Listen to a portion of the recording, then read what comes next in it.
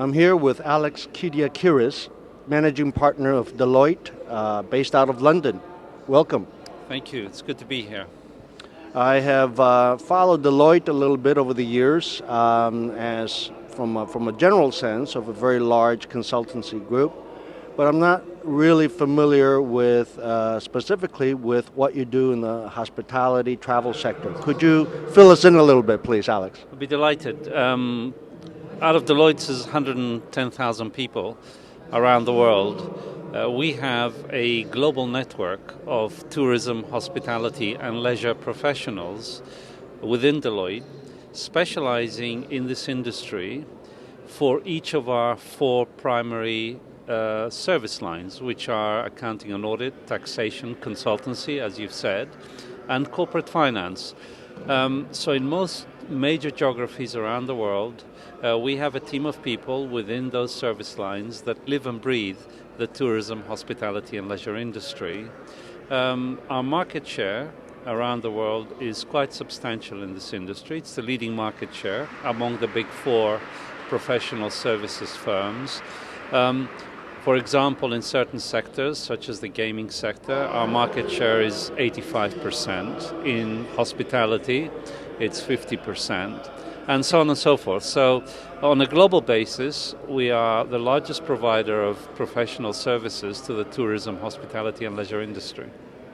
And when you mentioned one of the top four, who are a couple of the others? I meant among the big four accounting firms, which are PricewaterhouseCoopers, KPMG, and Ernst & Young. Deloitte in this industry is the largest provider of services to the tourism, hospitality, and leisure industry.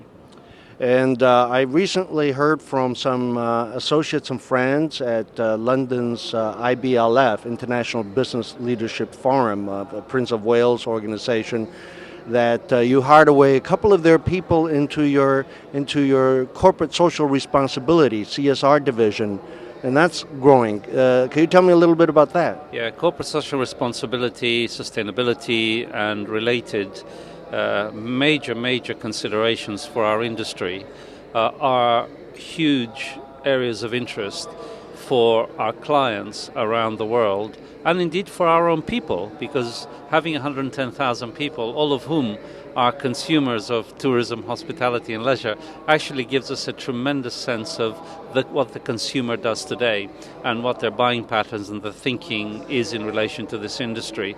So corporate social responsibility and the various strands within that, certainly the sustainability agenda, are very high priorities for us to develop leading-edge thinking in relation to those key considerations for the future of this industry.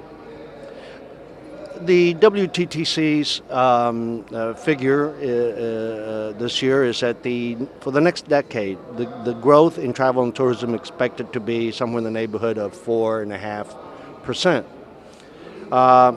For the novice economists out there, that's me, how does that translate? 4.5% growth doesn't mean much to me.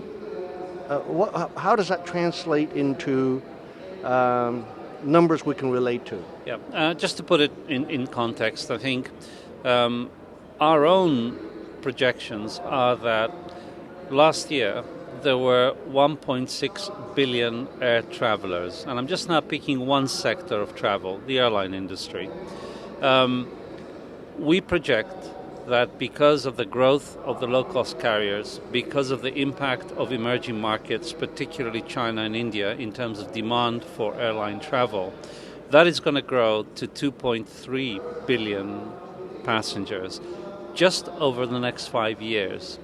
Now, that's just airline sector. So in the airline sector, we are predicting considerably greater growth than 4.5%.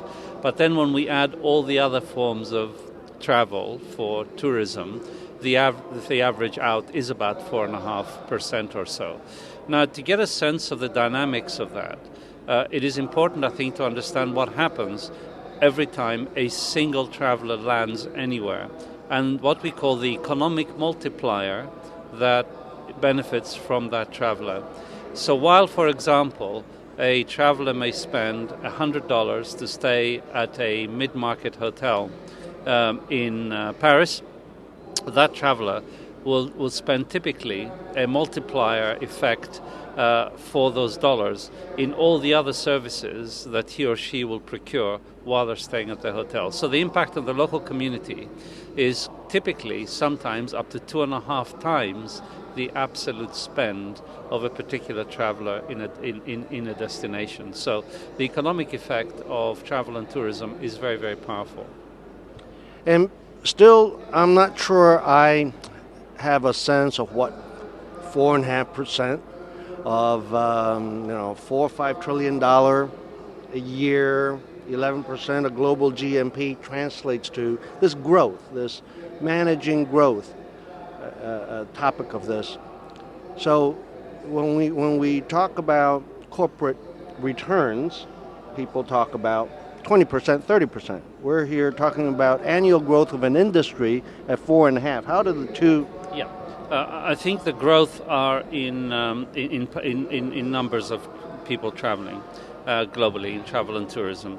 And of course, what it doesn't do is look at the spend and the impact of that spend on the profitability of the industry. The industry today is revving on all cylinders, whether you look at the airline industry, which has come back from the doldrums, whether you look at the hospitality industry, which has surpassed the pre-September 11 occupancy and rate levels. So it has really come back extremely healthily. So that when you have a global industry where load factors in the airlines are already very, very healthy, a hospitality industry where the occupancies are north of 70% in most major destination cities, then literally for every $10 worth of revenue, a substantial amount of that 10 drops straight down to the bottom line. Put it another way, if pick a sector, the hotel industry, if they just closed the doors today and said, okay, we're not going to open any more hotels, they are guaranteed to grow profits by 20 to 25% for the next 5 years, just based on demand for hotel product over that period, and the fact that the revenues that come from that demand drop largely to the bottom line of the industry. So, lately, there's appears to be an acceleration of the private equity money funds acquiring hotel assets, basically acquiring hotels or hotel groups. Of course, Starwood has always been private equity. We all know about Accor or Fairmont Hotels as a brand, but I don't think many people would know that Colony and Kingdom equity funds, the primary shareholders. How is that something that is a cycle? They're in now, they're going to get out, and something else will happen, or what kind of a situation are we in? You know, it's very interesting because we've seen this industry become the darling of investors around the world. And why it's become a darling of investors is, if you look at some other industries over the years, you can all remember the dot-com bubble bursting and a whole raft of other industries suffering. It's actually demonstrated, this industry has demonstrated that despite big shocks to the system, like September 11, like SARS, like Iraq, it is robust, it is growing, and no one has fallen by the wayside. At the same time, if you put the kind of fundamentals that I spoke about earlier, continued growth in airline travel over the next 5 years, it paints a picture of an industry that sort of stands and says this is a very healthy sector to be in financially. Add to it the dimension of real estate, and appreciating that certainly for the hotel industry, a lot of that real estate is in prime locations in major cities, which of itself has been enjoying a tremendous boom over recent years. Then you have the hallmarks of a very attractive industry for investment, both by private investors, but also private equity, investment banking, and pension funds.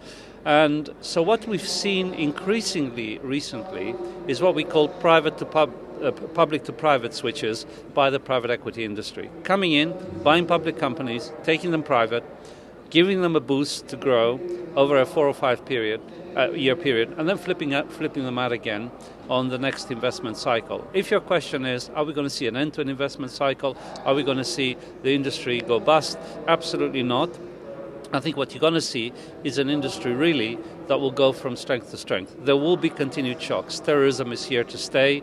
There will be shocks to the system. But what's interesting is if you look at the analysis of what happens when you have an event of this nature, and we, as you know, track the performance of this industry, travel and hotels globally through hotelbenchmark.com, we are seeing that the recovery period post a dramatic event is shorter than ever before. So if you go back to September 11, it took virtually 2 years for the industry to come back, both airlines and hotels, because one other interesting